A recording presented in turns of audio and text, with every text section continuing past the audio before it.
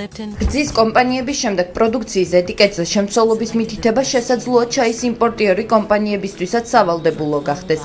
ჩაის ყუთთან უნდა დაერთოს ინფორმაცია თუ რომელ ხელოვნურ დანამატს შეიცავს პროდუქტი. შესაბამისი ინიციატივით პარლამენტის აგრარული კომიტეტის თავმჯდომარემ სოფლის მეურნეობის სამინისტროს ჩაის ასოციაციის თავმჯდომარის თენგიზ სვანიძის განცხადების შემდეგ უკვე მიმართა.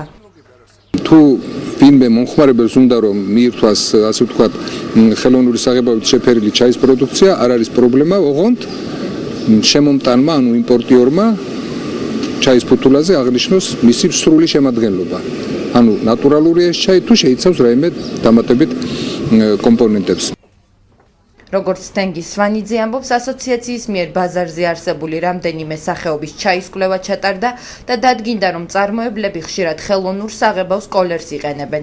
მათ მიერ ჩატარებულმა ანალიზმა ჩაის შემადგენლობაში ობის სოკოს არსებობაც დაადასტურა. ჩაის მწარმოებელთა ასოციაციის ინიციატივით შერჩევით მოხდა სავაჭრო ქსელიდან ჩაის პროდუქციის ამოღება, როგორც იმპორტირებული, ასევე ქართული ჩაის პროდუქციის და ჩატარდა ლაბორატორიული კვლევა. ლაბორატორიული კვლევა მაჩვენა რომ უმეტეს რაოდენობაში იმპორტირებულ ჩაიში არის კვებითი საღებავები და ზოგიერთ მათგანში ჩვენ და სამწუხაროდ აღმოჩნდა ობის სოკო რაც ამ ჩაების სიძველეზე მიუთითებს მეცნიერი ვახში ჟვანია, რომელიც უკვე წლებია ჩაის უნიკალურ თვისებებს იკვლევს, ამბობს, რომ ქართული ჩაის კულტურის არსებობის პირობებში დაუშვებელია ბაზრის ძირითადი ნაწილი უცხოურ პროდუქციას ეჭიროს. ეს ყველაფერი მოხდა ხელისუფლების მხრიდან უყურადღებობის გამო, იმიტომ რომ ესე იგი აი ეს სექტორი, აგროსექტორი მიუშვით თვითდინებაზე და ჩავთვალეთ რომ ლიბერალური, ნეოლიბერალური ეკონომიკა გულისხმობს იმას, რომ აგრარულმა სექტორმა თვითონ უნდა მიხედოს თავის თავს. თუ ის კარგია, ესე იგი მოვა ვიღაცა ძია და ჩადებს ფულს და აამუშავებს. აი ამიტომ დარჩა ბაზარი უპატრონოდ ჩვენი.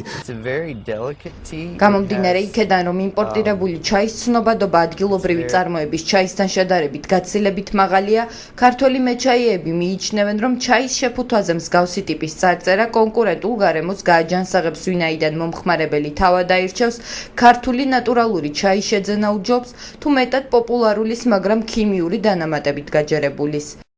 17 წლის განმავლობაში ქართულ დახლებზე ქართული ჩაი პრაქტიკულად გამქრალი იყო, ასეთ პირობებში ძალიან ძნელი იყო რომ ბაზარზე შევსულიყავით და გარკვეული წარმატებებისათვის მივეღწია, მაგრამ დიდი შრომის შედეგად შეიძლება უკვე ითქვას, რომ ქართული ჩაის ცნობადობა, კერძოდ გურიელი ექსპორტისა და რჩეულის ცნობადობა, რომელსაც ჩვენ ვაწარმოებთ 15 სახის პროდუქტი არის, საკმაოდ გაიზარდა. ჩაის სპეციალისტები მიიჩნევენ, რომ ქიმიური დანამატების შემცველი სითხე სიცოცხლისთვის სახიფათო არ არის, თუმცა ნებისმიერ ადამიანს უნდა ჰქონდეს უფლება თავად გადაწყვიტოს დალევს ნატურალურს, თუ კოლერით შეღებილ ყავისფერ სითხეს მიანიჭებს უპირატესობას. სპეციალისტების რჩევა კი ასეთია: ნუიყიდით ჩაის, რომელიც ცხელ წყალს რამდენიმე წამში მისცემს ფერს, ნატურალური ჩაის დაყენებას მინიმუმ 3-4 წუთი მაინც სჭირდება.